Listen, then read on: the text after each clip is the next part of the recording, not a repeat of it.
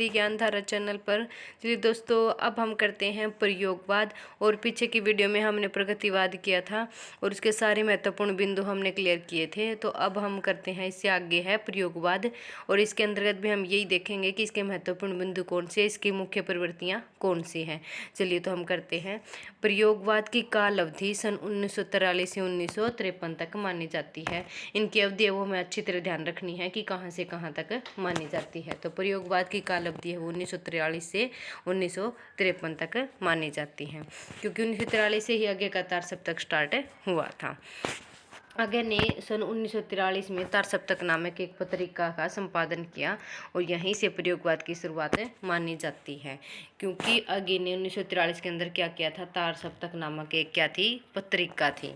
क्या थी, एक पत्रिका थी। और दोस्तों एक बात हमेशा ध्यान रखने की, तार सप्तक नाम से कोई से पूछा जाए तो ये क्या है, पहला तार सप्तक नहीं लिखा आएगा, सीधा ही तार सप्तक लिखा हुआ आएगा।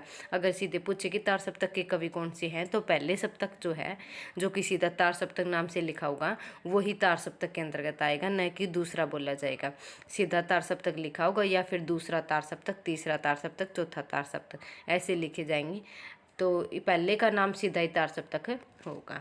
आगे है, नंद दुलारी वाजपेयी ने प्रयोगवाद शब्द का सबसे पहले प्रयोग किया था। मोस्ट इंपॉर्टेंट क्वेश्चन है कि सबसे पहले प्रयोगवाद का सबसे पहले प्रयोग किसने किया था शब्द का, तो नंद दुलारी वाजपेयी ने। नंद दुलारी वाजपेयी ने प्रयोगवाद को बैठे ठाले का धंधा कहा था।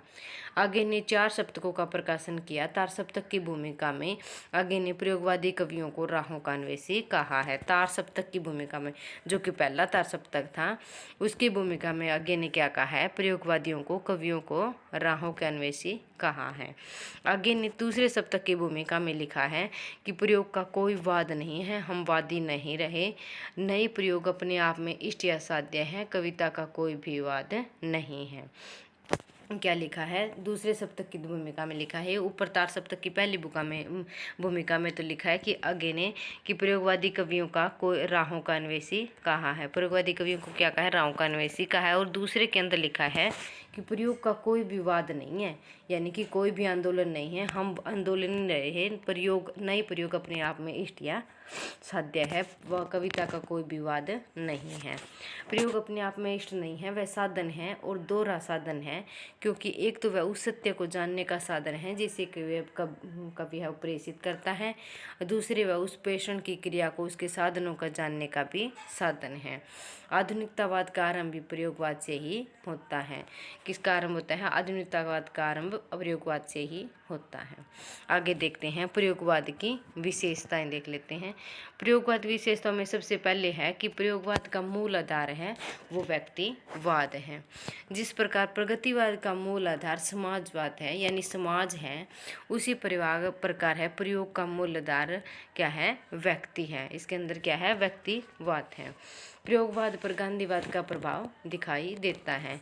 लगभग सभी जो पाश्चात्य कवि हैं या पाश्चात्य शास्त्र के जितने भी हमारे रचनाकार आएंगे, वो सारे ही प्रयोगवाद के अंतर्गत आएंगे। प्रयोगवाद पर द्वितीय विश्व युद्ध का भी प्रभाव भी दिखाई देता है। इम्पोर्टेंट है, ये सारी जो विशेषताएं हैं वो एक एक करके पूछी जा चुकी हैं और अभी भी पूछे जाती हैं। तो एक बार ये विशेषताएं प्रयोगवाद और प्रगतिवाद, नई कविता की, तीनों की विशेषताएं बहुत ही इम्पोर्टेंट है। एक बात प्रयोगवाद पर द्वितीय विश्व युद्ध का प्रभाव भी दिखाई देता है। जो पाश्चात्य कवि हैं, मनोविश्लेषणवाद, फ्रायड है ये यहाँ पे गलत हो गया है, जो फ्रायड है मनोविश्लेषणवाद के, उनका और टी.एस. इलियट के अंदर उनके निर्व्यक्तित्ववाद है, उनका प्रभाव इसके अंदर दिखाई देता है। प्रयोगवाद के अंदर किसका दिखाई देता है, एक है गांधीवाद का, एक है द्वितीय विश्व युद्ध का, और दूसरा है फ्रायड के मनोविश्लेषणवाद का, और आगे है टी.एस. इलियट के निर्व्यक्तित्ववाद का। तो विचार हो जाएंगे, इंपॉर्टेंट है ये भी। नई राहों का अन्वेषण है, व्यक्तिगत आचरण की महत्ता, अन्योन्य चेतना की प्रबलता आदि प्रयोगवाद की प्रमुख प्रवृत्तियों के अंतर्गत आते हैं। नई राहों का अन्वेषण है, व्यक्तिगत आचरण है, नई राहों का अन्वेषण, व्यक्तिगत आचरण की महत्ता और अन्योन्य चेतना की प्रबलता, ये सब क्या है, प्रयोगवाद की प्रमुख प्रवृत्तियों के अंदर आते हैं। शहरी प्रेम दृष्टि प्रयोगवाद की प्रमुख प्रवृत्ति है। क्या है? शायरी प्रेम दृष्टि, और इसके अंतर्गत एक मुख्य है मध्यम वर्गीय समाज का चित्रण है। प्रयोगवाद के अंदर दोनों ये मुख्य प्रवृत्तियां बहुत बार पूछी जाती हैं, शायरी प्रेम दृष्टि है और मध्य वर्गीय समाज का चित्रण है। आगे ने 4 शतकों का प्रकाशन किया था। इन काव्य आंदोलन में वे प्रयोगवाद नाम का समर्थन नहीं करते हैं। क्या कहते हैं कि प्रयोगवाद नाम का समर्थन नहीं करते हैं, वे इसका विरोध करते हैं, और इसका प्रमाण हमें दूसरे शब्द की भूमिका में मिलता है। और क्या कहते हैं? दूसरे शब्द की भूमिका में हमने पीछे पढ़ा है कि हम वादी नहीं रहे, प्रयोगवाद कोई वाद नहीं है। प्रयोगवाद पर फ्रांस के प्रतीकवाद आंदोलन का प्रभाव भी पड़ता है। फ्रांस का जो प्रतीकवाद आंदोलन आया था उसका प्रभाव प्रयोगवाद पर दिखाई देता है, जिसका मानना है कि रचना की व्यक्ति प्रतीकों में होनी चाहिए। प्रयोगवाद के अंदर महत्वपूर्ण जो चीज़ है वो है प्रतीक, नए नए प्रतीकों का प्रयोग करना। आगे है प्रयोगवाद में प्रयोग शब्द जीवन के सत्य के पाने का प्रतीक है। प्रयोगवाद के अंदर क्या है कि जो जीवन के अंदर सत्य है उनको जो शब्द है वो जीवन के सत्य को पाने के प्रतीक हैं। इसमें वैचारिक प्रतिबद्धता का निषेध किया गया है।